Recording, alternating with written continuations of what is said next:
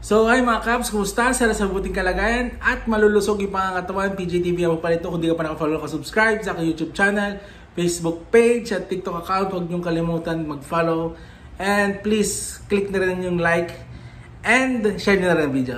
Ito na, umpisa natin ang topic natin ngayon. So mga Kaps, ito again, yung tungkol kay DILG Secretary Benhur Abalos na fake news daw yung sinasabing pinatawag o pinapaliwanag si Baste Duterte patungkol doon sa nangyari sa Davao, na meron ng bahang nangyayari sa Davao, mas inuna ni Mayor Baste Duterte ang pumunta sa Tacloban para maisog rally. Mas inuna ang politika, mas inuna ang mga pangsarili interes ng mga Duterte, lalo na itong si Mayor Baste, bago niya unahin yung obligasyon niya sa Davao. Yung mga Davaoenos niya binahana, lalo na doon sa isang lugar yung sa Toril, na talagang binahana, may mga inalo na nga may nakita nga akong video parang inalo na si tatay.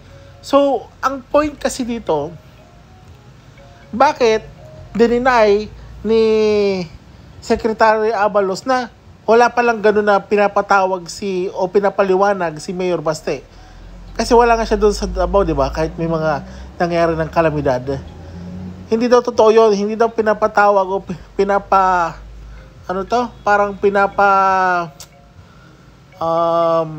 ano yung word na sinasabi dito? Pinapaliwanag yon. Hindi daw totoo.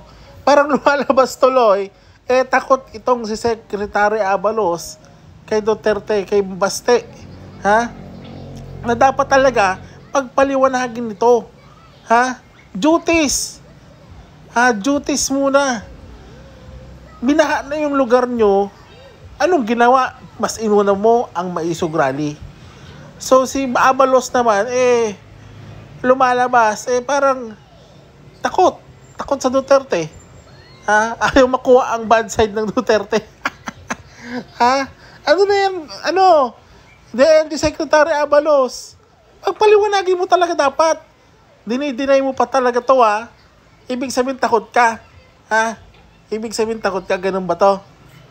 Papaliwanagin mo. Dito, basta-basta issue.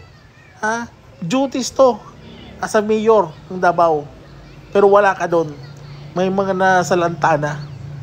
Kaya sana si DILG Secretary Abalos talagang gawin niya ang duty rin niya na papaliwanagin bakit inuna ni Mayor Baste yung Tacloban, maisog rally.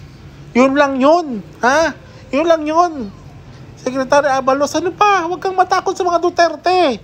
Huwag kang matakot. Trabaho muna. Ay nako. Kung ganyan man lang, wag na, bumaba ka na sa posisyon mo. Kung ganyan man lang, walang mangyayari kung namili ka ng mga tao na magiging matapang ka lang. Pero pagdating dito sa Duterte, wala. Takot ka? Ay, mali yan. Sana mabago yan na ginagawa ni Secretary Abalos. Sana talaga papaliwanagin si Mayor Baste dun sa nangyari. Ay nako, susunod na issue.